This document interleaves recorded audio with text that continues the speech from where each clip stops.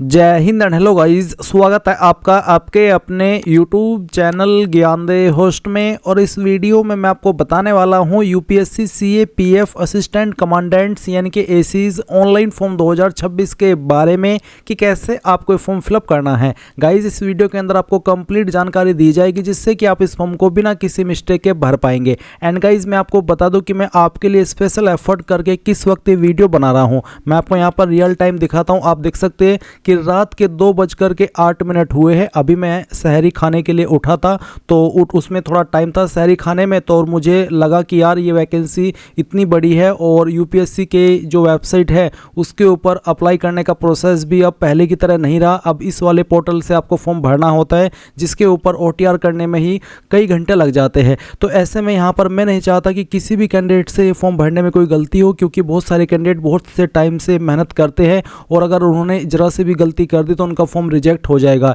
ऐसे में यहाँ पर मैं आपके लिए स्पेशल एफर्ट करके ये वीडियो रात में ही बना रहा हूँ। आप यहाँ पर रियल टाइम देख सकते हैं। तो अगर आपको लगता है कि कोई मैं स्पेशल एफर्ट कर रहा हूँ आपके लिए तो गाइज वीडियो को लाइक शेयर करके चैनल को जरूर सब्सक्राइब कर लेना और बेल आइकन भी ऑन कर लेना, क्योंकि जब तक इस भर्ती का प्रोसेस कंप्लीट नहीं हो जाता तब तक आपको यहाँ पर समय समय पर अपडेट मिलेंगे। इसके अलावा भी आपको all over India job update and job form fill up की वीडियोज़ यहाँ पर सबसे पहले मिलती है। इसी प्रकार से बिना टाइम देखे कि क्या टाइम हो रहा है, बस प्रायोरिटी आप ही रहते हैं ताकि आपको सबसे पहले यहाँ पर इन्फॉर्मेशन दी जाए। चलिए पॉइंट पर आते हैं और मैं आपको बताता हूँ कि कैसे आपको इसमें अप्लाई करना है। पहले आप ये जान लीजिए कि इसमें कौन लोग अप्लाई करने के लिए एलिजिबल है। तो गाइज जो लिंक मैंने आपको इस वीडियो के डिस्क्रिप्शन में दिया है आप ओपन करेंगे, आपको जानने को मिलेगा कि ये भर्ती इस बार आपकी 349 पोस्ट पर निकाली गई है।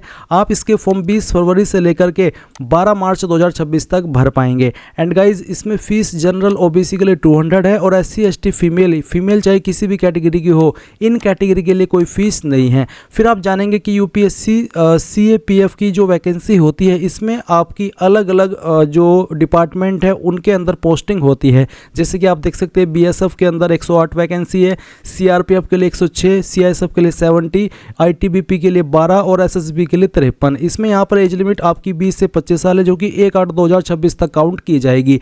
एंड गाइज यहाँ पर गवर्नमेंट रूल्स के अकॉर्डिंग SC ST कैंडिडेट को 5 साल की और ओबीसी को 3 साल की छूट भी दी जाएगी। फिर इसमें अप्लाई करने के लिए bachelor degree in any stream यानी कि किसी भी स्ट्रीम में अगर आप बैचलर है तो आप इसमें अप्लाई कर सकते हैं। साथ ही साथ फिजिकल एलिजिबिलिटी भी मांगी जाती है। अब ये फिजिकल एलिजिबिलिटी क्या है वो भी आप यहाँ पर देख लीजिए। अगर आप मेल है तो आपकी हाइट 165 सेंटीमीटर कम से कम, फीमेल है तो 157 सेंटीमीटर कम से कम, चेस्ट बिना फुलाई 81 और फुला करके 86 जहाँ पर 5 सेंटीमीटर का फुलाव जरूरी है। फीमेल से चेस्ट का माप नहीं लिया जाएगा। एंड गाइज वेट मेल का कम से कम 50 किलोग्राम और फीमेल का 46 किलोग्राम होना चाहिए। 100 मीटर की रेस होगी, 16 सेकंड का समय मिलेगा मेल को और फीमेल को मिलेगा 18 सेकंड का समय। 800 मीटर की रेस के लिए 3 मिनट 45 सेकंड का समय मेल को मिलेगा और फीमेल को 4 मिनट 45 सेकंड का समय दिया जाएगा। लॉन्ग जंप 3.5 मीटर का होगा मेल के लिए और 3 चांस मिलेंगे, और जो फीमेल है उनके लिए भी यहाँ पर 3 मीटर का जो लॉन्ग जंप है वो होगा, उनको यहाँ पर 3 चांस दिए जाएंगे। अब यहाँ पर जो आपका एग्जाम पैटर्न है वो भी आप देख लीजिए।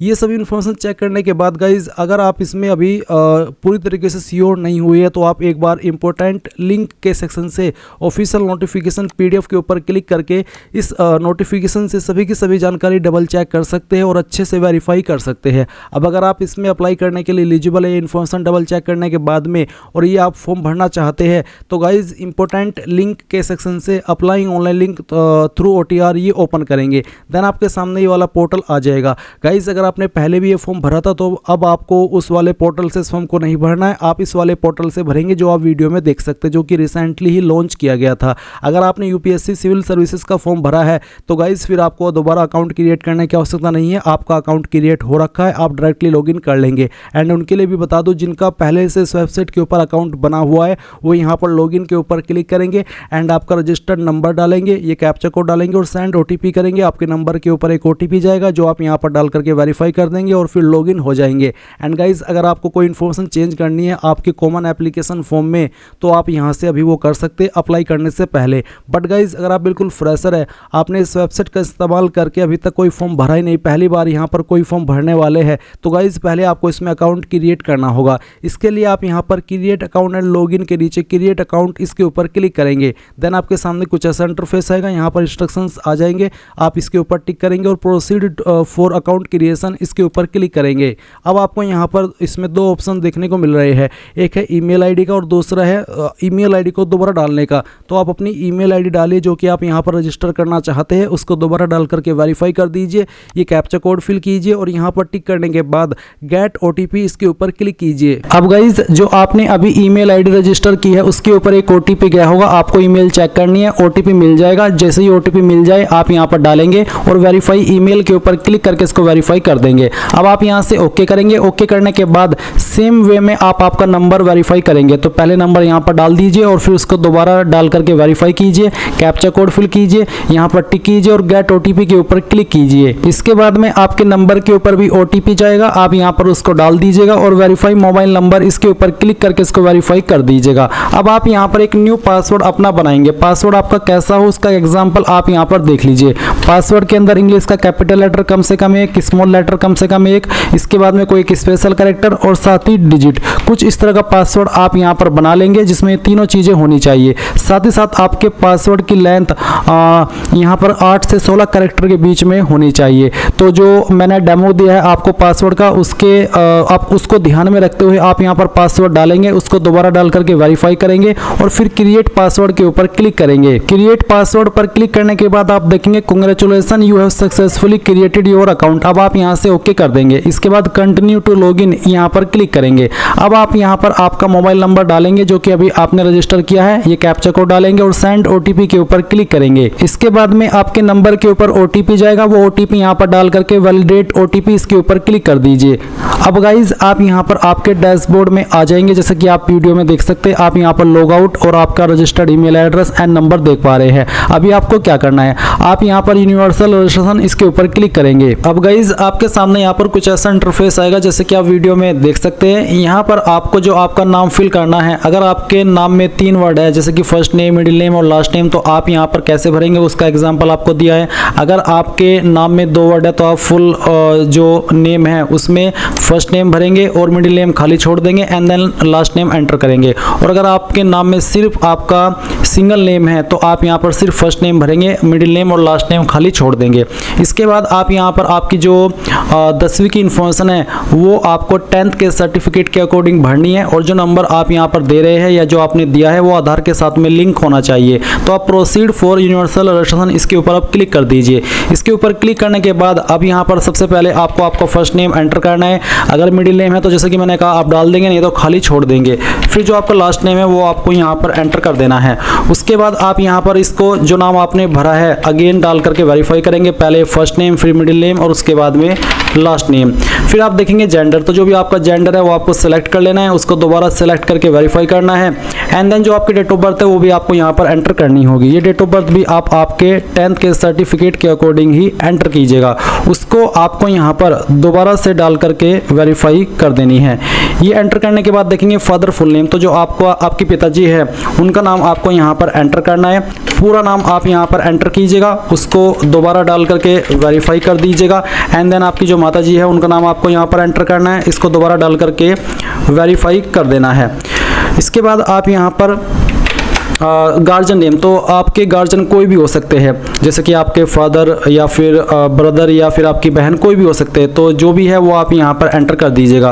उसके बाद में देखेंगे कंफर्म गार्जियन नेम, तो अगर आप गार्जियन नेम दे रहे हैं तो आप यहाँ पर उसको दोबारा डाल करके वेरीफाई कर देंगे, और अगर आप नहीं दे रहे तो खाली छोड़ दीजिए और उसके बाद नेक्स्ट एंड रिव्यू इसके ऊपर क्लिक कीजिए। अब जो आपने इन्फॉर्मेशन भरी है वो आपके सामने है, आप इन सभी को चेक कर लेंगे और अगर आपको लगता है कि कोई जानकारी गलत हो गई है तो आप एडिट के ऊपर क्लिक करके एडिट कर लेना, नहीं तो सबमिट कर दीजिएगा। यहाँ पर बोला है कि do you want to submit your identity profile detail, क्या आप इसको सबमिट करना चाहते हैं? अगर हाँ तो आप यहाँ पर यस कर देंगे, फिर ये डिटेल्स आपकी सबमिट हो जाएगी।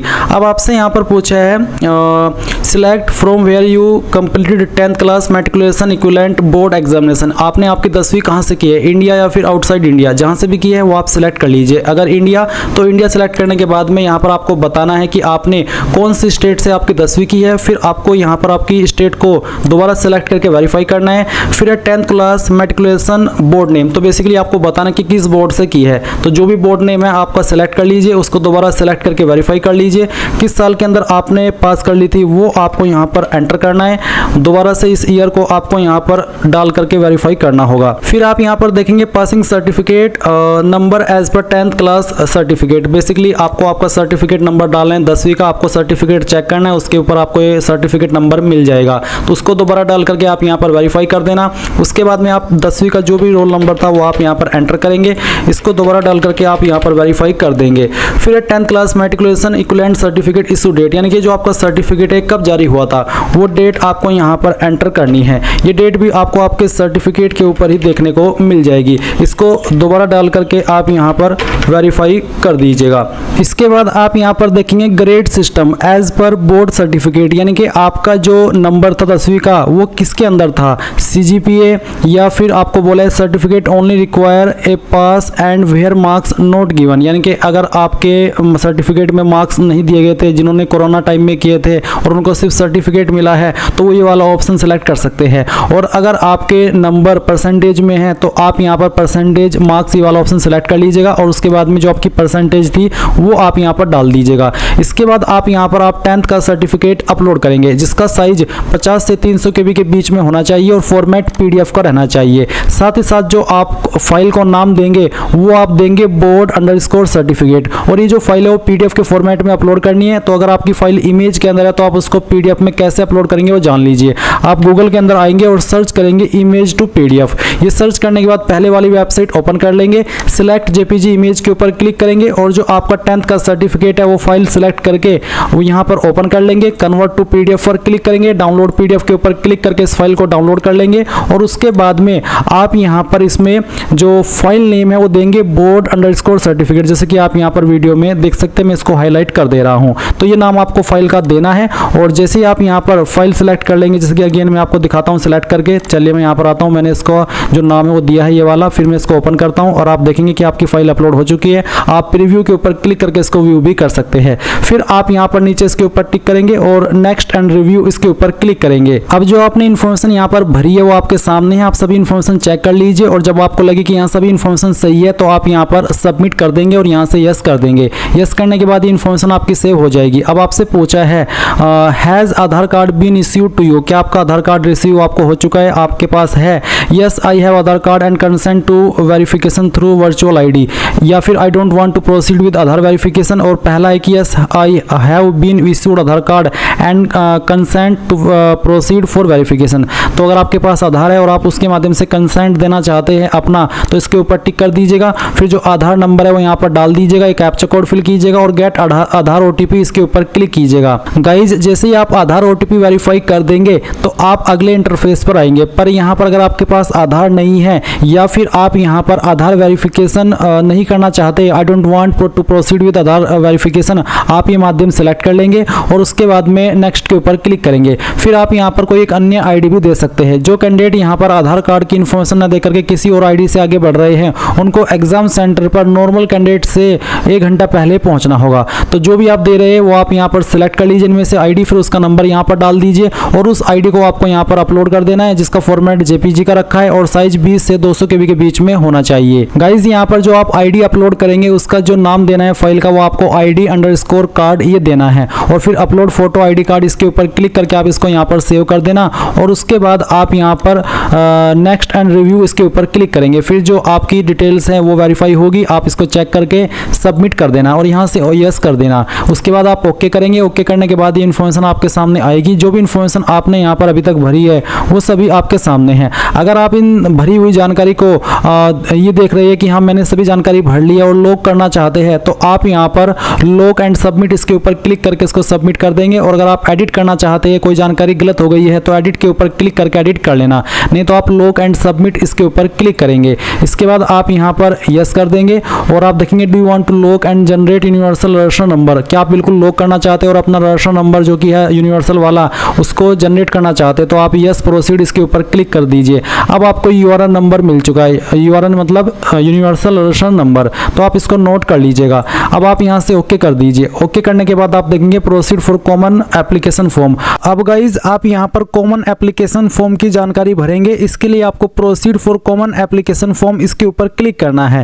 इसके ऊपर क्लिक करने के बाद आप यहाँ पर जो आपकी पर्सनल प्रोफाइल है पहले उसकी जानकारी भरेंगे। मैंने पहले से ही इस वेबसाइट के ऊपर OTR करके रखा है, इसलिए मेरी जानकारी यहाँ पर पहले से भरी हुई है और मैं यहाँ पर आपकी सहूलियत के लिए अपनी जानकारी को एडिट करके दिखाऊंगा कि कहाँ पर आपको क्या जानकारी भरनी है, ताकि आप बहुत ही अच्छे से अपनी इस जानकारी को भर सके। तो चलिए मैं यहाँ पर एडिट के ऊपर क्लिक करता हूँ। जब आप पहली बार OTR कर रहे होंगे तो आपको यहाँ पर कुछ ऐसा इंटरफेस देखने को मिलेगा, जहाँ पर आपको सबसे पहले बताना है पैलेस ऑफ बर्थ, जिसमें कि पूछा कि is your palace of birth in India और अब्रोड, यानी कि क्या आप इंडिया के निवासी या फिर आउटसाइड इंडिया। तो आप इंडिया सेलेक्ट कर लेंगे। उसके बाद आपको आपकी स्टेट सेलेक्ट करनी होगी और उसके बाद फिर जो आपकी डिस्ट्रिक्ट है वो भी आप सिलेक्ट कर लेंगे। देन यहाँ पर आपको आपके विलेज, टाउन, सिटी जो भी है उसका नाम डालना है। आपके पोस्ट ऑफिस का नाम यहाँ पर फिल करना है। फिर यहाँ पर आपका जो भी पिन कोड है वो आपको डाल देना है। नीचे अल्टरनेट कॉन्टैक्ट इन्फॉर्मेशन, जिसमें कि आप कोई अन्य आपका व्हाट्सअप नंबर है वो दे सकते हैं, आपकी सेकंड ईमेल आईडी दे सकते हैं, आपका सेकंड मोबाइल नंबर दे सकते हैं,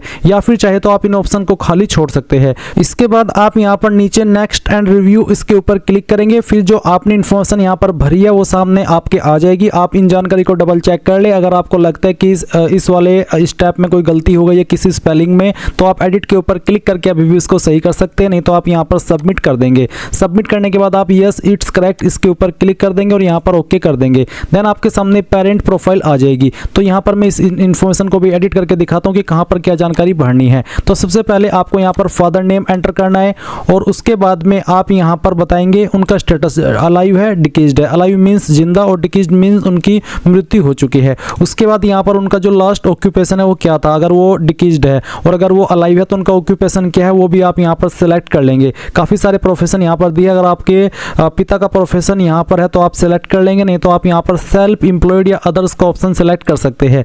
उसके बाद नेशनलिटी में आपको सिटीजन ऑफ इंडिया सेलेक्ट कर लेना है अगर आप इंडियन हैं। फिर आप यहाँ पर बताएंगे state to which your father originally belonged, यानी कि कौन सी स्टेट के आपके फादर निवासी थे वो स्टेट आपको सेलेक्ट कर लेनी है। फिर कौन सी डिस्ट्रिक्ट के निवासी थे वो डिस्ट्रिक्ट भी आपको सेलेक्ट करनी होगी। एंड देन नीचे आपको सेम वे में आपकी माता जी का जो डिटेल है वो देना है, जिसमें कि आप माता का जो नाम है वो एंटर करेंगे और यहाँ पर उनका जो स्टेटस है बताएंगे कि अलाइव है या फिर डिकीज्ड है। इसके अलावा उनका ऑक्यूपेशन क्या है वो आप सेलेक्ट कर लेंगे। जितने भी प्रोफेशन यहाँ पर दिए गए इनमें से कोई भी एक profession, home maker means housewife, तो जो भी है प्रोफेशन आपकी माता जी का वो आप सेलेक्ट कर लेना। फिर उनकी एनुअल इनकम अगर कोई है, आपका प्रोफेशन होम मेकर के अलावा कुछ और है तो आप उनकी एनुअल इनकम यहाँ पर भर देंगे जितनी भी है, नहीं तो आप यहाँ पर 0 लिख देंगे। फिर नेशनलिटी के अंदर आप सिटीजन ऑफ इंडिया सेलेक्ट कर लेंगे और इसके बाद में यहाँ पर बताएंगे कौन सी स्टेट के निवासी है आपकी माता जी और फिर कौन सी डिस्ट्रिक्ट की निवासी है वो भी आप यहाँ पर सेलेक्ट कर लेंगे। इसके बाद गाइज आप नेक्स्ट एंड रिव्यू इसके ऊपर क्लिक करेंगे। आपके द्वारा भरी गई जानकारी यहाँ पर आ चुकी है। आप इन जानकारी को डबल चेक कर ले। जब आपको लगे कि हाँ ये सभी इन्फॉर्मेशन सही है जो मैंने भरी है, तब आप सबमिट के ऊपर क्लिक करके यस अपडेट इसके ऊपर क्लिक कर देंगे। फिर यहाँ पर ओके करने के बाद आपके सामने आएगी आपकी सोशल कैटेगरी प्रोफाइल। तो चलिए मैं यहाँ पर इसको भी एडिट करके दिखाता हूँ। तो आपके सामने यहाँ पर सबसे पहले सिलेक्ट कम्युनिटी का ऑप्शन आएगा। तो जो भी आपकी कास्ट कैटेगरी है जैसे कि ST, OBC, अनरिजर्व्ड यानी कि जनरल या फिर EWS, अगर मान लीजिए आप ST है तो आप ST सेलेक्ट कर लेंगे। उसके संबंध में आपको बोला कि upload a valid and readable copy of the caste certificate issued by the competent authority as evidence, यानी कि आपको कास्ट सर्टिफिकेट अपलोड भी करना होगा जो कि रीडेबल हो, यानी कि ऐसा ना हो कि जो आपने अपलोड किया है उसमें डिटेल सही से समझ में ना आ रही हो। It will be subject to physical verification if incorrect evidence is uploaded the reason shall stand cancelled, यानी कि जब आपका डॉक्यूमेंट वेरिफिकेशन होगा उस वक्त कोई भी इसमें गलती पाई गई तो आपका फॉर्म रिजेक्ट कर दिया जाएगा, आपका कैंडिडेचर रद्द कर दिया जाएगा। इसलिए सही डिटेल यहाँ पर आपको देनी होगी। अब आता है यहाँ पर सर्टिफिकेट नंबर। तो जो भी आपका कास्ट सर्टिफिकेट है उसके ऊपर जो नंबर है वो यहाँ पर आपको डालना है। मैं आपको अगेन बता दूं कि आपका कास्ट सर्टिफिकेट सेंट्रल का बना होना चाहिए। फिर यहाँ पर है ऑफिस ऑफ इश्यूइंग अथॉरिटी, यानी कि जिस अथॉरिटी ने आपका जो सर्टिफिकेट है वो जारी किया है वो ऑफिस कहाँ पर है, उस ऑफिस को यहाँ पर आपको बताना होगा। तो अगर मैं डेमो के लिए या फिर एग्जांपल के लिए आपको बताऊं कि जो मेरा सर्टिफिकेट है वो तहसीलदार ने जारी किया है, तो आप यहाँ पर ऑफिस ऑफ इश्यूइंग अथॉरिटी में तहसीलदार ऑफिस लिख सकते हैं। या फिर अगर आपका सर्टिफिकेट SDM ने जारी किया है, DM ने जारी किया है, मजिस्ट्रेट ने जारी किया है, किसी और पोस्ट के अधिकारी ने जारी किया, तो जहाँ पर भी उसका ऑफिस है उस ऑफिस का जो एड्रेस है वो आप यहाँ पर लिख सकते हैं। फिर आता है डेजिग्नेशन ऑफ इश्यूइंग अथॉरिटी, यानी कि किस पोस्ट के अधिकारी ने इसको जारी किया है। ये सर्टिफिकेट आपका generally tahsildar, deputy revenue officer, position not below the rank of tahsildar या फिर सब डिविजनल ऑफिसर, इन पोस्ट के अधिकारी द्वारा जारी होता है। तो अगर आपके सर्टिफिकेट के ऊपर हिंदी में लिखा है पोस्ट के अधिकारी का नाम, तो आप उसको इंग्लिश में कन्वर्ट करके जो भी पोस्ट बनती है वो पोस्ट आप यहाँ पर सिलेक्ट कर लीजिएगा। उसके बाद कौन सी स्टेट के द्वारा जारी हुआ है वो स्टेट आप सिलेक्ट कर लेंगे। किस डेट में आपका सर्टिफिकेट जारी हुआ है वो डेट भी आपको यहाँ पर एंटर कर देनी है, जो भी आपकी डेट है। उसके बाद में गाइज आप देखेंगे एड्रेस ऑफ इश्यूइंग अथॉरिटी, यानी कि जो आपका सर्टिफिकेट जारी हुआ है वो कौन सी अथॉरिटी के द्वारा जारी हुआ है और उसका एड्रेस कहाँ पर है। ऊपर आपने लिखा है ऑफिस ऑफ इश्यूइंग अथॉरिटी और यहाँ पर है आपका एड्रेस ऑफ इश्यूइंग अथॉरिटी। तो यहाँ पर जिस भी अथॉरिटी ने आपका सर्टिफिकेट जारी किया है उसका जो भी एड्रेस है वो एड्रेस आप यहाँ पर लिख देना। मैंने यहाँ पर दोनों में सेम चीज़ लिखी है, इसमें चाहे कोई आप जो मैंने चीज़ें बताई है वो आप लिखे तो कोई प्रॉब्लम नहीं होगी, क्योंकि ये जो सर्टिफिकेट है वो अलग अलग पोस्ट के अधिकारी द्वारा जारी होता है। तो जहाँ पर भी उसका ऑफिस है ऊपर आप वो लिख दे और यहाँ पर जहाँ पर उनका एड्रेस है वो एड्रेस आप यहाँ पर एड्रेस ऑफ इश्यूइंग अथॉरिटी में फिल कर दे, कोई भी प्रॉब्लम नहीं आएगी। फिर यहाँ पर आते हैं name of caste tribe community as per community certificate. तो जो आपका कास्ट है या ट्राइब है कम्युनिटी है वो क्या है वो आप यहाँ पर लिख देना। फिर उसके बाद में central list with serial number caste tribe community, आप यहाँ पर क्लिक है टू सी लिस्ट, इसके ऊपर क्लिक करके ये भी देख सकते हैं कि जो आपकी कास्ट है या फिर जो आपकी ट्राइब है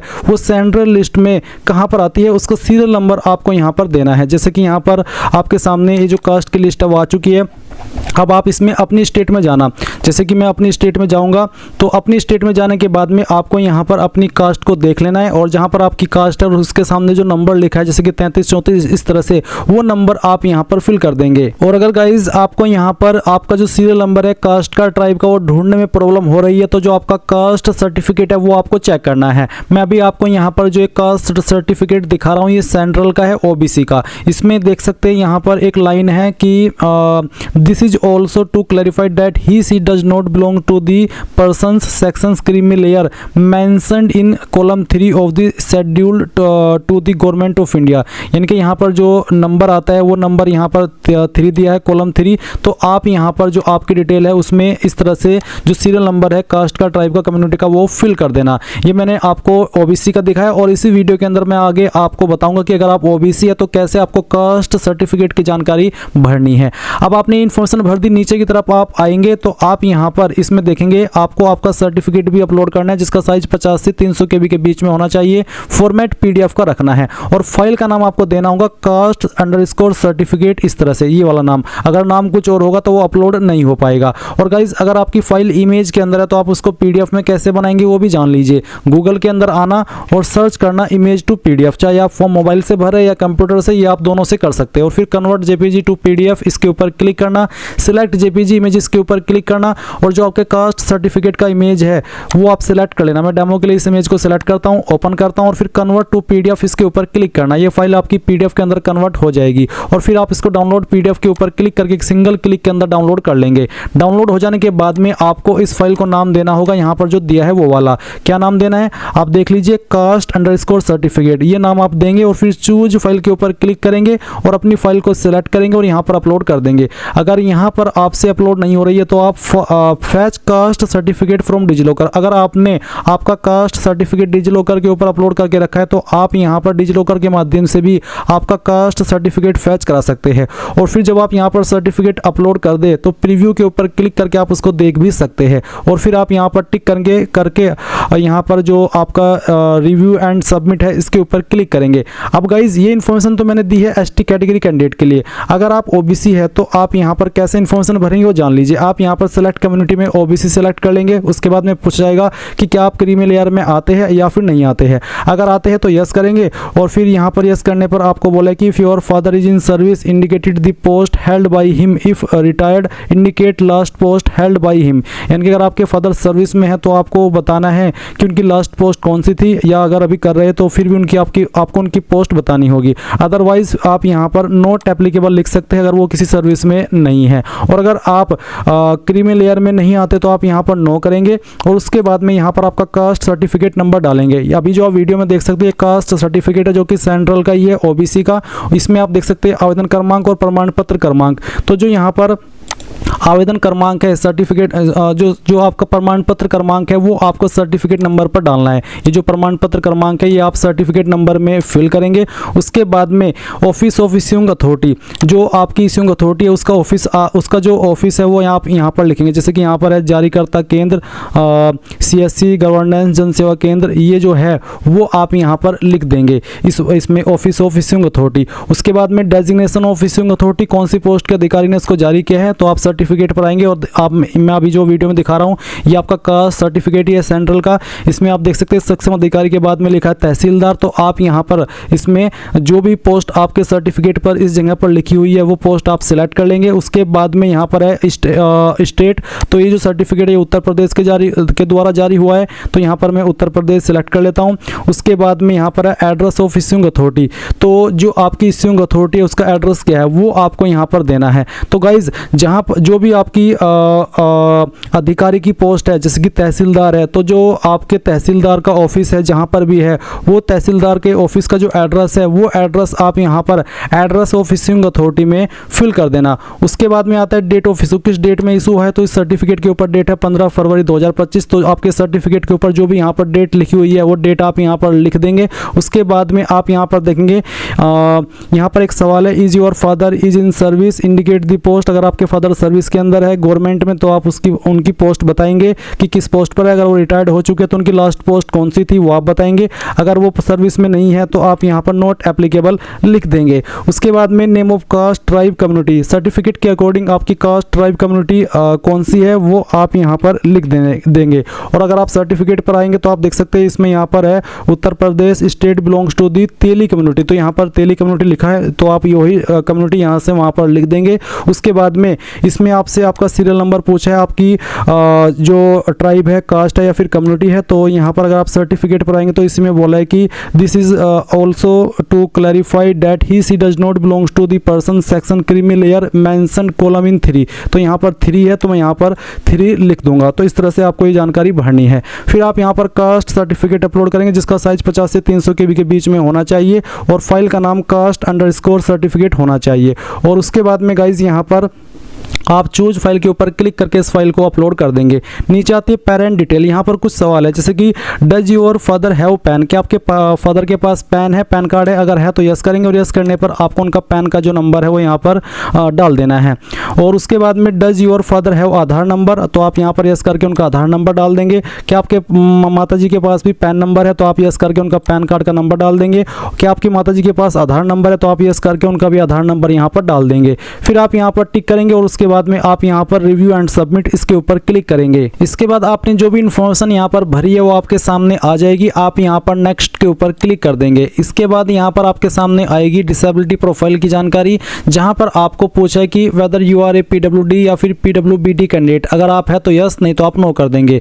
उसके बाद में यहाँ पर have you ever been recommended as a PWD या फिर PWBD candidate in any exam conducted by UPSC in the past, यानी कि क्या पास्ट में आप कभी रिकमेंड किए गए PWD या फिर PWD कैंडिडेट के रूप में जो कि UPSC के द्वारा कंडक्ट किया गया हो, अगर हाँ तो यस, नहीं तो आप नो करेंगे। फिर यहाँ पर डिक्लेरेशन के ऊपर टिक करके आपको नेक्स्ट एंड रिव्यू के ऊपर क्लिक करना है और यहाँ से फिर आप इसको सबमिट कर देंगे और फिर यस इट्स करेक्ट इसके ऊपर क्लिक करेंगे। उसके बाद आपके सामने आपके एड्रेस की इन्फॉर्मेशन आ जाएगी। तो आप यहाँ पर इसमें एड्रेस की इन्फॉर्मेशन भरेंगे। पहले है माई एड्रेस, तो पहले आपको आपका खुद का एड्रेस भरना है। तो house number, apartment, building, street क्या है वो आप यहाँ पर लिखेंगे। आपकी स्टेट आपको यहाँ पर सेलेक्ट कर लेनी है, आपकी होम डिस्ट्रिक्ट आपको सेलेक्ट कर लेनी है। फिर आपका विलेज, टाउन, सिटी क्या है वो आपको यहाँ पर भर देना है। फिर आपका पिन कोड यहाँ पर आपको डालना है, आपका पोस्ट ऑफिस यहाँ पर लिख देना है। नीचे एक लाइन है कि is your permanent address same as correspondence address, यानी कि क्या आपका परमानेंट एड्रेस और जो आपका प्रेजेंट एड्रेस है वो सेम है। अगर हाँ तो यस, नहीं तो आप नो कर देंगे।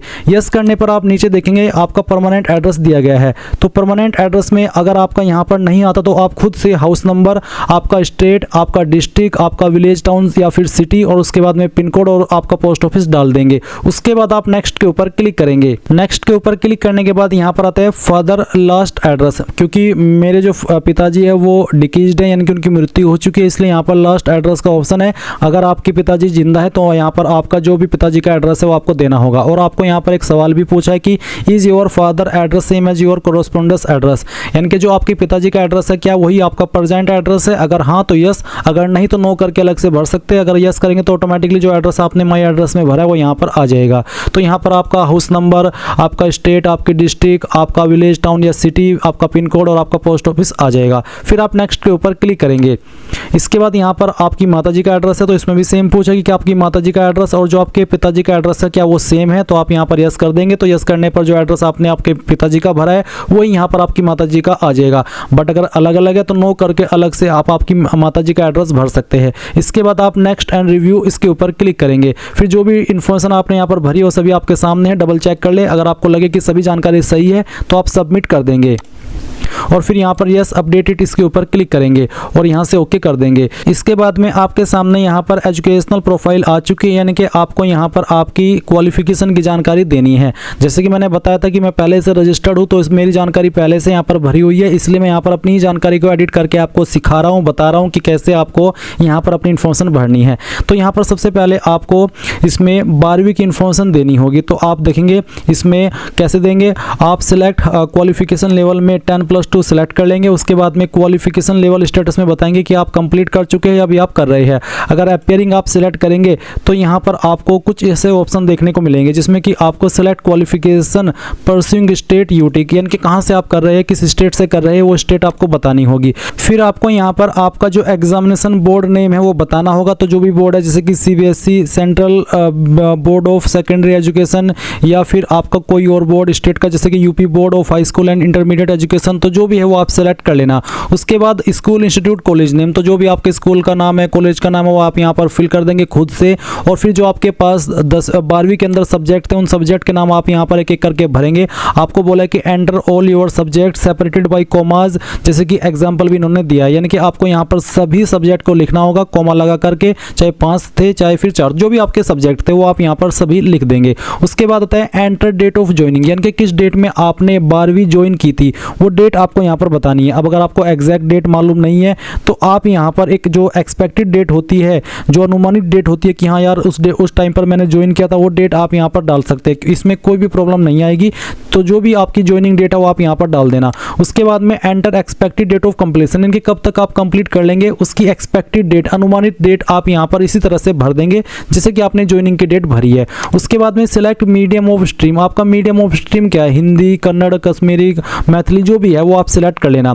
उसके बाद आप ऐड के ऊपर जैसे ही क्लिक करेंगे तो जानकारी आपकी यहाँ पर ऐड हो जाएगी। अब गाइज अगर आप 12वीं पास कर चुके हैं, कंप्लीट कर चुके हैं, तो आप यहाँ पर इसमें जो क्वालिफिकेशन लेवल का स्टेटस है उसमें कंप्लीट सेलेक्ट करेंगे, तब आपको यहाँ पर कुछ और अतिरिक्त ऑप्शन देखने को मिलेंगे। इसमें आपको बताना होगा कि कौन सी स्टेट के द्वारा आपने पास किया, फिर आपको आपका जो बोर्ड नेम है वो सिलेक्ट करना होगा, जिस भी बोर्ड से आपने किया आपको आपके स्कूल कॉलेज का नाम देना है। सेम वे में आपके सब्जेक्ट्स लिखने हैं सभी कोमा लगा करके एक एक करके। फिर जो आपका रोल नंबर था वो भी आपको यहाँ पर मेंशन करना होगा। इसके अलावा date of qualification completion, certificate issuance date, या तो आप यहाँ पर जब आपकी क्वालिफिकेशन कंप्लीट हुई थी वो डेट देंगे, या फिर जो आपका सर्टिफिकेट है उसके ऊपर जो डेट है वो डेट आप यहाँ पर लिख देंगे। उसके बाद आपके नंबर किसके अंदर है, CGPA स्केल 10 या फिर GPA grade point average scale 4 percentage marks, तो जो भी है वो आप सिलेक्ट कर लेंगे। अगर परसेंटेज तो आपको बताना कि कितनी परसेंटेज आपको 12वीं के अंदर आई थी, और आपका जो क्वालिफिकेशन का मीडियम है हिंदी, इंग्लिश या फिर कोई और लैंग्वेज वो आप सिलेक्ट करेंगे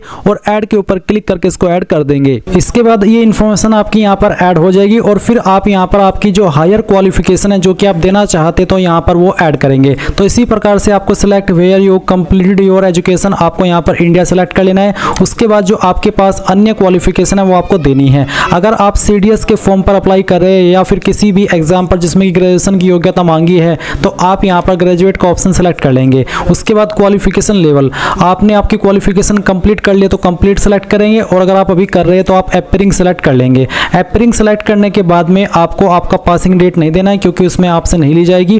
और मैं यहाँ पर दोनों का बताता हूँ। अगर आप यहाँ पर कंप्लीटेड सेलेक्ट करते हैं तो आपके सामने ऑप्शन आएगा स्ट्रीम एट ग्रेजुएशन लेवल, तो आपको बताना है कि आपका स्ट्रीम क्या है। अगर इनमें है जैसे कि मेडिकल, इंजीनियरिंग, साइंस, ह्यूमैनिटी तो सेलेक्ट कर ले, अदर्स है तो आप यहाँ पर खुद से आपके ग्रेजुएशन लेवल का स्ट्रीम एंटर कर दीजिएगा। पर अगर इन्हीं में है तो आप यहाँ से सेलेक्ट कर लीजिएगा। उसके बाद में देखेंगे सिलेक्ट क्वालिफिकेशन पासिंग स्टेट, आपने आपकी जो क्वालिफिकेशन है वो कहाँ से की है वो स्टेट आपको सेलेक्ट कर लेनी है। फिर कौन सी यूनिवर्सिटी के द्वारा की है, अगर आपकी यूनिवर्सिटी लिस्ट के अंदर है तो यहाँ से सेलेक्ट कर ले, अगर नहीं है तो आप अदर का ऑप्शन भी यहाँ पर चूज कर सकते हैं। इसमें मैं देख रहा हूँ कि अदर का ऑप्शन यहाँ पर दिया गया है। तो अगर आपकी यूनिवर्सिटी यहाँ पर नहीं है तभी आप अदर का ऑप्शन सेलेक्ट कीजिएगा। उसके बाद में आप देखेंगे स्कूल, इंस्टीट्यूट, कॉलेज नेम, कहाँ से आपने आपकी जो क्वालिफिकेशन है वो की है उसका नाम आपको यहाँ पर पूरा एंटर करना होगा। ये एंटर करने के बाद में आप देखेंगे यहाँ पर ग्रेजुएशन डिग्री, तो आपकी इनमें से कौन सी क्वालिफिकेशन है। अगर यहाँ पर जो लिस्ट है इसमें आपकी क्वालिफिकेशन दी गई है तो अच्छी बात है, नहीं तो अदर का ऑप्शन सेलेक्ट करके खुद से अपनी डिग्री का नाम यहाँ पर एंटर कर सकते हैं। पर अगर इन्हीं में है तो यहीं से आपको आपकी जो क्वालिफिकेशन है वो सिलेक्ट कर लेनी है। इसके बाद में आप यहाँ पर देखेंगे सब्जेक्ट्स, ब्रांच, आपका सब्जेक्ट कौन सा है या फिर ब्रांच कौन सी है या फिर स्ट्रीम या फिर डिसिप्लिन, तो जो भी है वो आप यहाँ पर एंटर कर दीजिएगा। मैं डेमो के लिए भर करके दिखा रहा हूँ, आप आपके यहाँ पर तो सब्जेक्ट्स दे सकते हैं या फिर ब्रांच भी दे सकते हैं। फिर जो आपका रोल नंबर है वो आपको यहाँ पर फाइनल ईयर का रोल नंबर एंटर कर देना है जो भी है। Date of qualification completion, certificate issuance date, आप यहाँ पर या तो आपकी क्वालिफिकेशन कंप्लीशन डेट देंगे या फिर जो आपका सर्टिफिकेट इशू हुआ है वो डेट आपको यहाँ पर भरनी होगी, पहले डे फिर आपका मंथ और जो भी ईयर है वो आपको यहाँ पर इस तरह से एंटर कर देना है। ये मैं डेमो के लिए फिल करके दिखा रहा हूँ। उसके बाद किसके अंदर आपके नंबर है वो आप बताएंगे, अगर परसेंटेज तो परसेंटेज, अगर यहाँ पर बोला है कि certificate only requires a pass and where marks not given, अगर आपके सर्टिफिकेट के ऊपर मार्क्स नहीं दिए गए हैं तो आप ये ऑप्शन सेलेक्ट कर सकते हैं। अगर आपके नंबर CGPA के अंदर है तो आप CG वाला ऑप्शन सेलेक्ट कर लेंगे और आपके CGPA डाल देंगे, और अगर आपके नंबर परसेंटेज में है तो आप परसेंटेज सेलेक्ट करेंगे और यहाँ पर जो आपकी परसेंटेज है वो एंटर करेंगे। फिर सिलेक्ट मीडियम स्ट्रीम कोर्स, वो आपको बताना कि किस मीडियम के अंदर आपने ये जो आपका कोर्स है वो किया है। आपको यहाँ पर सभी लैंग्वेज के ऑप्शन देखने को मिलेंगे। अब आप जैसे ही ऐड के ऊपर क्लिक करेंगे तो ये जानकारी ऐड होकर के नीचे की तरफ आ जाएंगे। अगर गाइज आप यहाँ पर जो फॉर्म है वो भर रहे हैं अपीयरिंग क्वालिफिकेशन से, यानी कि आपकी क्वालिफिकेशन कंप्लीट नहीं हुई है, तो आप यहाँ पर देखेंगे एंटर डेट ऑफ ज्वाइनिंग, यानी कि दो ऑप्शन अलग होंगे जिसमें कि आपको डेट ऑफ ज्वाइनिंग देनी है और कब तक आप आपकी क्वालिफिकेशन पास कर लेंगे वो एक एक्सपेक्टेड डेट आपको देनी होगी। बाकी ऑप्शंस वैसे ही रहेंगे जैसे कि कंप्लीटेड वाले कैंडिडेट के सामने होते हैं। तो जो भी आपका स्टेटस है वो सिलेक्ट करके आप क्वालिफिकेशन फिल करेंगे और ऐड के ऊपर क्लिक कर देंगे। ऐड के ऊपर क्लिक करने के बाद में गाइज यहाँ पर जो क्वालिफिकेशन की जानकारी आपने ऐड की है वो आप यहाँ पर देख सकते हैं, और अगर आप कोई और क्वालिफिकेशन भी देना चाहते हैं आपके पास है तो आप यहाँ पर इसमें इंडिया सेलेक्ट करके सेम वे में जो आपके पास अन्य क्वालिफिकेशन अगर है तो कोई तो आप सेलेक्ट कर लीजिएगा जैसे कि post graduate, PhD, diploma, ITI जो भी है वो आप दे सकते हैं। नहीं तो आप नीचे की तरफ प्रीव्यू एंड नेक्स्ट इसके ऊपर क्लिक करेंगे और फिर गाइज आप यहाँ पर इसको सेव कर देंगे। फिर यहाँ पर आपके सामने एम्प्लॉयमेंट एक्सपीरियंस प्रोफाइल आ जाएगी। इसमें यहाँ पर पूछा है have you ever been self employed, क्या आप कभी सेल्फ एम्प्लॉयड रहे हैं, कोई काम किया था आपने, अगर हाँ तो यस करने पर आपको बताना होगा। एंटर नेचर ऑफ एम्प्लॉयमेंट, किस तरह का आपका एम्प्लॉयमेंट था, मंथली इनकम कितनी थी, कब आपने स्टार्ट किया था आपका जो भी जॉब था वो, और फिर कब तक आपने किया था वो आप यहाँ पर बताएंगे। आर यू स्टिल वर्किंग में नो करके आप बता देंगे कि कब तक आपने किया था, और अगर आप करंटली काम कर रहे हैं तो आप यस कर सकते हैं। उसके बाद में ऑर्गेनाइजेशन का नाम, उस कंपनी का नाम जहाँ पर आपने काम किया था, और प्लेस ऑफ एम्प्लॉयमेंट कहाँ पर आपने काम किया था उसका एड्रेस भी आपको देना होगा और ऐड के ऊपर क्लिक करना है। बट गाइज अगर आप नहीं देना चाहते, कोई छोटा मोटा काम किया था तो आप यहाँ पर इस वाले ऑप्शन में नो कर देना और फिर आप यहाँ पर नेक्स्ट के ऊपर क्लिक करेंगे। फिर आएगी एम्प्लॉयमेंट डिटेल जहाँ पर पूछा है have you ever been employed, क्या आप कभी आप कभी किसी और जॉब में एम्प्लॉयड रहे हैं। अभी जो आपने इन्फॉर्मेशन भरी ये भरी आपने सेल्फ एम्प्लॉयमेंट डिटेल की जो आपने खुद से किया था, और यह एम्प्लॉयड डिटेल एम्प्लॉयमेंट डिटेल वो वाला जहाँ पर आपने कहीं और जाकर के किसी और कंपनी के अंदर काम किया था। अगर आपने किया था तो आप यस करके उसकी जानकारी भी सेम तरीके से भर सकते कि आपका जो एम्प्लॉयर टाइप था वो किस तरह का था, central government, state government, PSU या फिर प्राइवेट, फिर किस पोस्ट पर रहकर के काम किया, मंथली सैलरी कितनी मिलती थी, साथ ही सेल्फ एम्प्लॉयमेंट टाइप नेचर आपको बताना हो कि किस तरह का आपका काम था, अप्रेंटिस थी या part time, contract basis, ad hoc, temporary या परमानेंट। साथ ही enter detail of name of employer या फिर जो आपकी कंपनी थी उसका नाम आप यहाँ पर लिखेंगे, कब आपने स्टार्ट किया था वो आप पीरियड फ्रॉम में लिखेंगे और कब तक आपने किया था वो आप पीरियड 2 में डेट सेलेक्ट कर लेंगे। साथ ही आपका फील्ड क्या था, टीचिंग, नॉन टीचिंग वो आप बताएंगे, और उसका जो एड्रेस है कंपनी का जहाँ पर आपने काम किया वो देंगे। Selected work as supervisor, admin, junior scale, किस तरह के आप लेवल पर सिलेक्ट हुए थे वो आपको बताना होगा, सुपरवाइजर लेवल, मैनेजमेंट लेवल पर थे, हेड ऑफ ब्रांच थे या फिर अदर। साथ ही नेचर ऑफ ड्यूटीज आप बता देंगे और ऐड के ऊपर क्लिक करके ऐड कर देंगे। बट अगर आप नहीं हैं तो आप यहाँ पर नो कर देना। उसके बाद आप यहाँ पर रिव्यू एंड नेक्स्ट इसके ऊपर क्लिक करेंगे और फिर यहाँ से आप इसको सबमिट कर देंगे यस इट्स करेक्ट के ऊपर क्लिक करके। अब ओके करने के बाद में यहाँ पर आपके सामने अचीवमेंट्स का ऑप्शन आएगा। तो अगर कोई आपकी अचीवमेंट्स है तो आप यस करके उसकी जानकारी भर सकते हैं, जिस तरह की भी है, जैसे कि प्राइज, मेडल, स्कॉलरशिप, स्पोर्ट्स में या फिर पोजीशन। नहीं तो आप सिंपली नो करेंगे, नेक्स्ट एंड रिव्यूज के ऊपर क्लिक करेंगे और यहाँ से आप इसको ओके कर देंगे। इसके बाद गाइज आपके सामने आएगा प्रीवियस यूपीएससी एग्जामिनेशन प्रोफाइल। तो इसमें पूछा previous UPSC examination detail, have you ever appeared in any UPSC examination so for in previous year. क्या आपने अभी तक किसी यूपीएससी एग्जाम में अपीयर्ड हुए हैं? अगर आप हुए हैं तो आप यहाँ पर यस करेंगे और यस करने पर आप बताएंगे select name of examination recruitment test section, किस एग्जाम में या फिर रिक्रूटमेंट टेस्ट में आप अपेयर हुए हैं, किस साल के अंदर हुए हैं। आपका रोल नंबर देना होगा उस एग्जामिनेशन का। साथ ही पूछा कि whether appeared at the interview, क्या आप इंटरव्यू के अंदर भी अपेयर्ड हुए थे? अगर हाँ तो यस, नहीं तो आप नो करेंगे। Whether you were recommend for appointment, क्या आप अपॉइंटमेंट के लिए रिकमेंड किए गए थे? अगर हाँ तो यस, नहीं तो आप नो करेंगे। फिर पूछा हैव यू ज्वाइंड और बीन अपॉइंटेड, क्या आपने ज्वाइन किया था या फिर आप अभी भी अपॉइंटेड है? अगर हाँ तो यस, नहीं तो आप नो, यहाँ पर आप नो कर देंगे। बट गाइज अगर आप अपीयर नहीं हुए यूपीएससी के एग्जाम में अभी तक किसी भी साल में तो आप यहाँ पर नो कर देंगे और नेक्स्ट के ऊपर क्लिक करेंगे। फिर है डिबेटमेंट डिटेल, क्या आपको किसी एग्जाम में से निकाला गया है, ब्लैक लिस्ट किया गया यूपीएससी के द्वारा? अगर हाँ तो यस करके उसकी जानकारी देंगे, नहीं तो आप नो करके यहाँ पर नेक्स्ट एंड रिव्यूज के ऊपर क्लिक करके यहाँ से आप इसको सबमिट करेंगे और यहाँ से यस कर देंगे। अब गाइज आपके सामने यहाँ पर फोटो एंड सिग्नेचर का सेक्शन आ चुका है। इसमें गाइज रिसेंटली एक बार फिर से एक अपडेट आया है। पहले इसमें सिर्फ लाइव फोटो और जो आपका फोटो सिग्नेचर है वो लिया जाता था, बट अभी यहाँ पर इसमें एक और अपडेट आया जिसके चलते आप यहाँ पर ट्रिपल सिग्नेचर अपलोड करेंगे। ये ट्रिपल सिग्नेचर क्या है और किन चीज़ का ध्यान रखते हुए आपको इसको अपलोड करना है, ये सब जानकारी इस वीडियो के अंदर अच्छे से एक्सप्लेन की जाएगी, तो वीडियो को आपको पूरा देखना है। तो पहले तो आप यहाँ पर आपका लेटेस्ट फोटोग्राफ अपलोड करेंगे जिसका साइज 20 से 200 KB के बीच में होना चाहिए। फॉर्मेट JPG का रखा है और फोटो फाइल नेम यहाँ पर फोटो होना चाहिए, जैसे कि आप यहाँ पर देख सकते हैं। और किस तरह का फोटो एक्सेप्ट होगा आप देख लीजिए, ये जो ऊपर की तरफ फोटो है इस तरह का एक्सेप्ट होगा और बाकी नीचे जितने भी फोटो यहाँ पर मेंशन किए गए हैं ये सभी फोटो यहाँ पर वो है जो कि आपके रिजेक्ट किए जाएंगे। तो आप क्या करेंगे, इसमें अब आप यहाँ पर जो आपका फोटो है वो अपलोड करेंगे दिए गए इंस्ट्रक्शंस के अकॉर्डिंग। तो क्या करेंगे, चूज फाइल के ऊपर क्लिक करेंगे और उसके ऊपर क्लिक करने के बाद okay I understand and accept इसके ऊपर क्लिक करेंगे।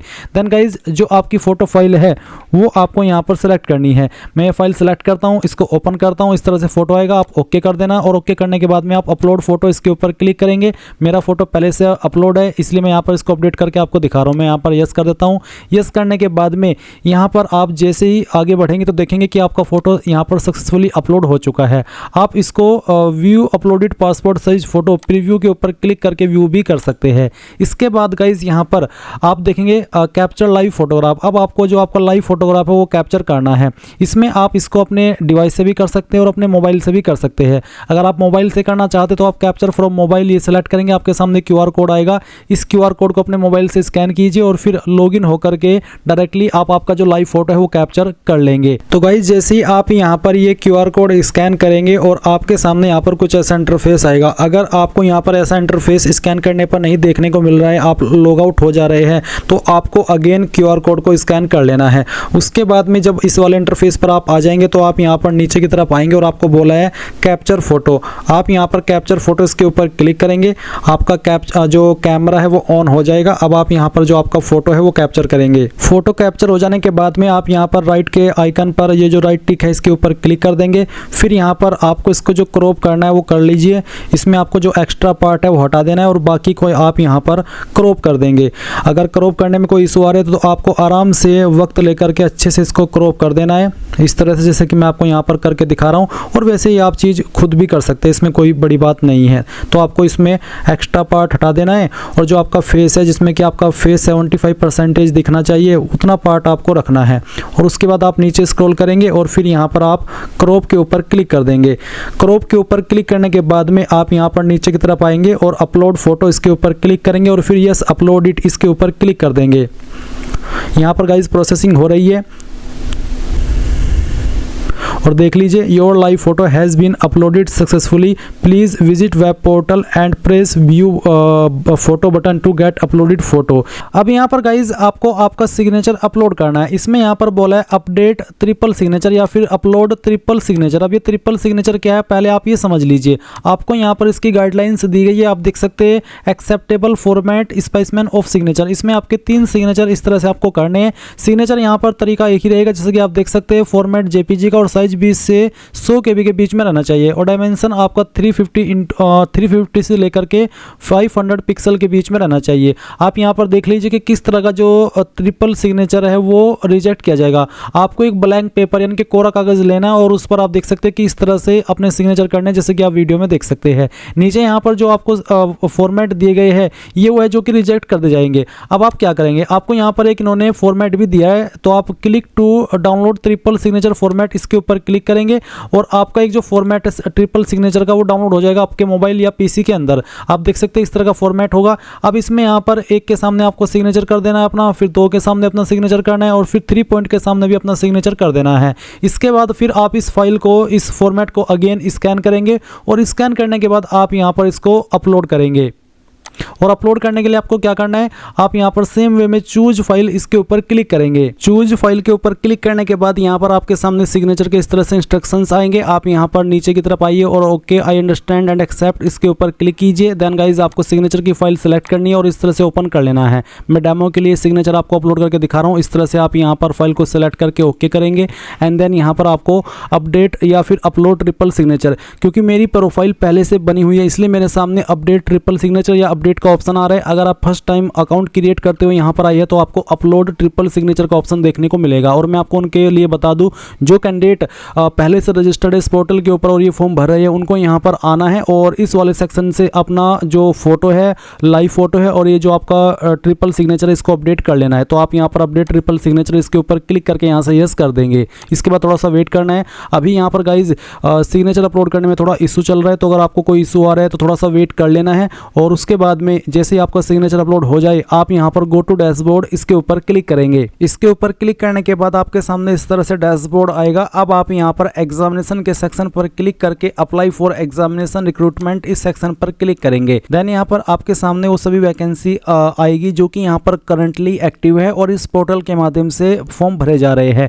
जैसे कि देख सकते हैं सिविल सर्विसेज की भी है और फिर IAS और ISS, साथ ही आपको अभी 4th नंबर पर आपकी central arm police force vacancy देखने को मिल रही है। ये जब ये ऊपर वाली वैकेंसी एक्सपायर हो जाएगी तो आपको ऊपर देखने को मिल जाएगी। अब आप क्या करेंगे, आप यहाँ पर अप्लाई के ऊपर क्लिक करेंगे। इसके बाद यहाँ पर आपके सामने वो इन्फॉर्मेशन आएगी जो कि आपने OTR करते समय भरी है। आप एक एक सेक्शन को व्यू कर लेंगे। व्यू करने का मतलब है कि आपने इन इन्फॉर्मेशन को डबल चेक कर लिया है। तो यहाँ पर गाइज मैंने सभी को इस तरह से व्यू कर लिया और सभी यहाँ पर राइट टिक हो चुके हैं। आपको इसी तरह से करना है और फिर आप यहाँ पर नीचे की तरफ आएंगे और गाइज जब आप पूरी तरीके से श्योर हो जाए कि हाँ मैंने यहाँ पर जो इन्फॉर्मेशन भरी है वो सभी सही है और आपके अकॉर्डिंग इन्फॉर्मेशन बिल्कुल सही है, क्योंकि एक बार आप यहाँ से log common application form profile को लॉग कर दिए तो गाइज इस इन्फॉर्मेशन को आप एडिट नहीं कर पाएंगे। एडिट आप तभी कर सकते हैं जब आपका फॉर्म फाइनल सबमिट हो जाएगा और उसके बाद में अगर इसमें आपको करेक्शन का टाइम दिया गया है तो आप यहाँ पर करेक्शन के टाइम इसमें से जो इन्फॉर्मेशन करेक्ट करना चाहे वो कर सकते हैं। चलिए अब मैं यहाँ पर log common application form profile and proceed इसके ऊपर क्लिक करता हूँ और यहाँ से अग्री एंड प्रोसीड इसके ऊपर क्लिक करके यहाँ से यस कर देता हूँ। यस करने के बाद में आपकी डिटेल यहाँ पर इस तरह से सेव होगी और अब आप यहाँ पर ओके कर देंगे। ओके करने के बाद में आपको पूछा कि do you possess the prescribed educational qualification as per the rules of the examination. Basically ये पूछा कि जो जरूरी क्वालिफिकेशन मांगी है इस पर अप्लाई करने के लिए क्या वो आपके पास है, तो आप इसमें यस कर दे। फिर आपसे डिग्री पूछा तो आप यहाँ पर जो आपकी क्वालिफिकेशन है जिससे आप अप्लाई कर रहे हैं उस क्वालिफिकेशन को यहाँ पर सिलेक्ट कर ले। अब आपसे पूछे सिलेक्ट क्वालिफिकेशन लेवल स्टेटस, तो यहाँ पर मैं पहले ही भर चुका हूँ, ऑलरेडी पास्ट है। फिर यहाँ पर स्ट्रीम भी पहले ही आप भर चुके हैं। उसके बाद में आपका स्ट्रीम भी आप पहले ही सिलेक्ट कर चुके हैं, आपका रोल नंबर भी सिलेक्ट कर चुके हैं, बाकी सभी डिटेल्स आप यहाँ पर पहले ही भर चुके हैं। इसमें आपको भरनी है यहाँ पर degree certificate number, enrolment number and roll number, यानी कि इनमें से कोई एक चीज़ आप यहाँ पर डालेंगे, या तो डिग्री सर्टिफिकेट नंबर या फिर enrolment number and roll number, यानी कि इन दोनों में से कोई एक चीज़। तो जो भी इनमें से आप देना चाहते हो वो यहाँ पर डाल दीजिए। फिर पूछा designation of issuing authority of degree या फिर सर्टिफिकेट, यानी कि जो आपका डिग्री है या फिर जो आपका सर्टिफिकेट है वो किसने जारी किया, उस पोस्ट को यहाँ पर आपको मेंशन करना है। अब ये जो सर्टिफिकेट होता है या फिर जो आपकी डिग्री होती है जनरली आपकी जो इंस्टीट्यूट के डीन होते हैं या फिर आपकी यूनिवर्सिटी के डीन होते हैं उनके द्वारा जारी की जाती है, तो या फिर डायरेक्टली जो इनको जारी करता है वो यूनिवर्सिटी का जो नाम होता है वही जारी करता है। तो आपको आपका सर्टिफिकेट चेक करना है, ये आपके सर्टिफिकेट के ऊपर ही मेंशन होता है। मैं कितना भी एक्सप्लेन कर लूँ, मैं यहाँ पर आपको एग्जैक्ट इन्फॉर्मेशन नहीं बता सकता क्योंकि आपको ही चेक करके मेंशन करना होगा। तो आपकी क्लैरिटी के लिए मैं आपको यहाँ पर एक बार इसको गूगल के अंदर सर्च करके भी दिखा देता हूँ कि इसको कौन जारी करता है। तो आप देख सकते हैं कि ये जो आपका सर्टिफिकेट है या फिर जो आपका डिग्री है वो टिपिकली जारी करता है रजिस्ट्रार, कंट्रोलर ऑफ एग्जामिनेशन या फिर vice chancellor of the university. तो जिसने भी इसको जारी किया है उस पोस्ट को आप यहाँ पर मेंशन कर देंगे। जैसे कि मैं यहाँ पर डीन लिख रहा हूँ, आप चाहे तो यहाँ पर जो आपके अगर वाइस चांसलर ने इसको जारी किया है वीसी वो भी लिख सकते हैं, जिसने भी किया है वो आप यहाँ पर लिख देना। ये लिखने के बाद में गाइज आप यहाँ पर देखेंगे full address of issuing authority of degree certificate. अब यहाँ पर आपने जिस भी पोस्ट को मेंशन किया है उसका फुल एड्रेस, अब उसका फुल एड्रेस आपकी यूनिवर्सिटी ही रहेगा तो आप यहाँ पर आपकी यूनिवर्सिटी का नाम दे दीजिएगा, या फिर अगर उसका कोई अलग से ऑफिस है तो उस ऑफिस का एड्रेस आप यहाँ पर डाल दीजिएगा। नीचे बोला है अपलोड डिग्री सर्टिफिकेट, साथ ही आपको बोला है कि फॉर्मेट पीडीएफ का हो और आपकी फाइल का नाम डिग्री अंडरस्कोर सर्टिफिकेट जो यहाँ पर मेंशन किया गया ये होना चाहिए, और साइज आपको बता दिए। अब मान लीजिए आपका जो डिग्री है या फिर जो आपका सर्टिफिकेट है वो आपका इमेज के रूप में है, तो आप उसको पीडीएफ में कैसे बनाएंगे वो जान ले। गूगल के अंदर सर्च करना इमेज टू पीडीएफ, आप इमेज टू पीडीएफ सर्च करेंगे तो पहले वाली वेबसाइट को आपको ओपन कर लेना है, और फिर जो भी आपका डिग्री है या फिर जो आपका सर्टिफिकेट है आप सिलेक्ट जेपीजी इमेज के ऊपर क्लिक करेंगे। अगर दो फाइल है तो आप दोनों को सिलेक्ट कर लेंगे, इस तरह से ओपन करेंगे और कन्वर्ट टू पीडीएफ इसके ऊपर क्लिक कर देंगे। देन गाइस आप ये जो फाइल है वो सिंगल पीडीएफ के अंदर बना लेंगे और ऑटोमेटिकली आपके एक क्लिक के अंदर ये फाइल आपके मोबाइल या कंप्यूटर के अंदर डाउनलोड हो जाएगी, इस तरह से जैसे कि आपको यहाँ पर मैंने अभी दिखाया है इस तरह से। इसके बाद गाइज फिर आप यहाँ पर इस फाइल को अपलोड कर देंगे। आप फाइल सेलेक्ट करेंगे, उसके बाद में क्लिक है टू अपलोड द डॉक्यूमेंट इसके ऊपर क्लिक कर देंगे, और इसके ऊपर क्लिक करने के बाद में यहाँ पर गाइज आप देखेंगे कि ये फाइल आपकी अपलोड हो चुकी है। आप प्रीव्यू योर सर्टिफिकेट के ऊपर क्लिक करके इसको डबल चेक कर सकते हैं। फिर आप यहाँ पर नीचे आएंगे और कुछ सवालों के आंसर करेंगे, जैसे कि आपसे पूछा है do you have any basic educational qualification और हायर क्वालिफिकेशन जो कि आपने फॉरेन डिग्री इंस्टीट्यूशन से प्राप्त की हो। इसका आंसर मैं पहले कर चुका हूँ, इसलिए यहाँ पर मैं इसको अभी सेलेक्ट नहीं कर सकता। आपके सामने भी कुछ ऐसा इंटरफेस आएगा। अब आपसे पूछे medium of examination for SA, यानी कि एसए के लिए आप मीडियम क्या रखना चाहते हैं, इंग्लिश या हिंदी। तो जो भी विकल्प में है आपके पास लैंग्वेज वो आप सेलेक्ट कर लेना। फिर language proficiency, what language including Indian languages can you read write और स्पीक, कौन कौन सी लैंग्वेज आपको लिखनी पढ़नी और बोलनी आती है। तो यहाँ पर मैं हिंदी सेलेक्ट कर लेता हूँ। उसके बाद में यहाँ पर रीड ओनली या फिर स्पीक ओनली या फिर रीड एंड स्पीक, इसके अलावा रीड राइट एंड स्पीक, मैं हिंदी लिख भी सकता हूँ, बोल भी सकता हूँ और पढ़ भी सकता हूँ। उसके बाद में यहाँ पर गाइज आपको एक ऐड अनदर लैंग्वेज का ऑप्शन दिया है, तो अगर आपको कोई दूसरी लैंग्वेज भी आती है तो आप उस लैंग्वेज को सेलेक्ट करेंगे, फिर बताएंगे कि मैं इसको पढ़ सकता हूँ केवल, या फिर बोल सकता हूँ, या फिर पढ़ सकता हूँ और बोल सकता हूँ। इसके बाद तीसरा ऑप्शन है कि पढ़ भी सकता हूँ, बोल भी सकता हूँ और लिख भी सकता हूँ। तो जो भी है वो आप यहाँ पर सेलेक्ट कर लेना। उसके बाद यहाँ पर है एग्जामिनेशन पास्ट इफ एनी, अगर आपने कोई एग्जामिनेशन पास्ट किया है तो आप यहाँ पर उसकी इन्फॉर्मेशन देंगे, और अगर नहीं किया है जैसे कि यहाँ पर गाइज हिंदी इंग्लिश मैंने 10वीं के अंदर पास की है, तो यहाँ पर हिंदी में इसमें लिख देता हूँ 10th, तो 10th में मैंने पास किया हिंदी को भी और इंग्लिश को भी, क्योंकि वो इसी में काउंट होती है। तो चलिए मैं यहाँ पर इसको लिख देता हूँ, मैंने 10th में भी पास किया हिंदी इंग्लिश दोनों सब्जेक्ट को, और फिर जो आपकी 12th है उसमें भी पास किया। इस तरह से आप यहाँ पर मेंशन कर देना। उसके बाद में आप यहाँ पर देखेंगे नेक्स्ट एंड रिव्यू, आप इसके ऊपर क्लिक कीजिए और यहाँ से आप ओके कर दीजिए। देन गाइज आपके सामने इस तरह से इन्फॉर्मेशन आएगी जो भी आपने भरी है। आप इन सभी इन्फॉर्मेशन को डबल चेक करके नेक्स्ट एंड सबमिट इसके ऊपर क्लिक करना, और यहाँ से आप इसको यस कर देना। यस करने के बाद यहाँ से ओके करेंगे, और ओके करने के बाद अब आपको यहाँ पर इसमें पोस्ट प्रेफरेंस देनी है। तो आप किस डिपार्टमेंट को प्रेफरेंस किस नंबर पर देना चाहते हो आपको सेलेक्ट करना है। जैसे कि पहली प्रेफरेंस मुझे सीआरपीएफ को देनी है, तो मैं यहाँ पर इसको प्रेफरेंस फर्स्ट सेलेक्ट कर लेता हूँ। बीएसएफ को मैं सेकंड प्रेफरेंस देना चाहता हूँ, फिर सीआईएसएफ को मैं तीसरी प्रेफरेंस देना चाहता हूँ, और इसके अलावा आईटीबीपी को मैं यहाँ पर फोर्थ, और उसके बाद में एसएसबी को मैं फिफ्थ, इस तरह से मैं प्रेफरेंस दे देता हूँ। फिर यहाँ पर एम्प्लॉयमेंट डिटेल के सेक्शन में आप इसका आंसर पहले ही कर चुके हैं, जहाँ पर पूछा है कि have you ever been self employed, अगर हाँ तो यस, नहीं तो नो। उसके बाद have you ever been employed, अगर हाँ तो यस, नहीं तो यहाँ पर भी नो करना है। एम्प्लॉयड का मतलब है कि क्या आप कभी रोजगार रहे हैं, आपने रोजगार किया है, कोई बड़ी जॉब की है, इसी प्रकार से क्या फिर आपने कोई सेल्फ एम्प्लॉय वाली जॉब की है। इनके आंसर आप पहले ही कर चुके हैं। फिर नोट करके यहाँ पर ये उन कैंडिडेट के सामने ऑप्शन आएगा, आपको यहाँ पर नोट करके बोल भी दिया, मैं अगेन एक्सप्लेन कर देता हूँ। जहाँ पर बोला है कि the candidate employed in government या फिर पब्लिक सेक्टर एंटरप्राइज या फिर government autonomous bodies must ensure that they have intimated their parent department before applying for this examination with proof of received by the department. If it is found that the candidate have not done the same, their candidature is liable to be rejected forth without any further notice.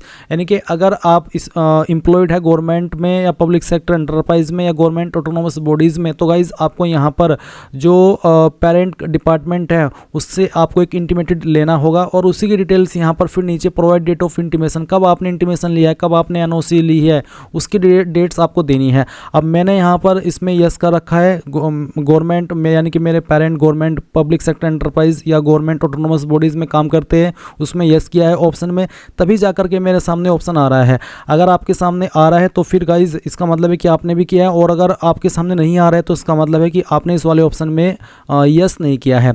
उसके बाद नीचे option है कि whether you possess NCC B या फिर C certificate. अगर आपके पास NCC B certificate है या सी सर्टिफिकेट है तो यस, नहीं तो नो कर देंगे। क्या आप एक्स सर्विसमैन है, अगर है तो यस, नहीं तो यहाँ पर भी आपको नो कर देना है। फिर are you a civilian central government servant, यानी कि क्या आप एक सिविलियन सेंट्रल गवर्नमेंट सर्वेंट है, यानी कि जो सिविलियन जॉब होती है सेंट्रल गवर्नमेंट के अंदर, क्या वो एक ऐसे कैंडिडेट है आप, अगर हाँ तो यस, नहीं तो नो कर देंगे।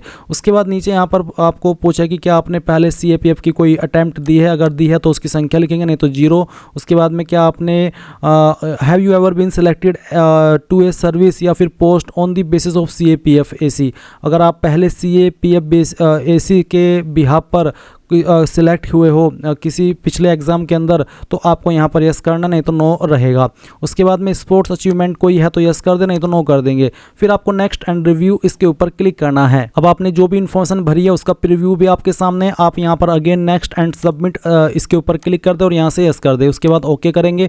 ओके करने के बाद आप यहाँ पर एग्जामिनेशन सेंटर की प्रेफरेंस देंगे कि किस सिटी के अंदर आप अपना एग्जाम सेंटर चाहते हैं, तो आप उसको सेलेक्ट कर ले। फिर यहाँ पर आप नेक्स्ट एंड रिव्यू इसके ऊपर क्लिक कीजिए।